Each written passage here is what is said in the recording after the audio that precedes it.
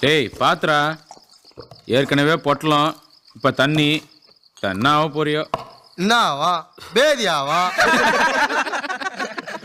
ஐயோ, என்ன அவரு நட்டுக்குனாரு? அவர் வீக் பாடிப்பா. ஓ, எனக்கு அவர் பார்த்தா சிரிப்பா வருது.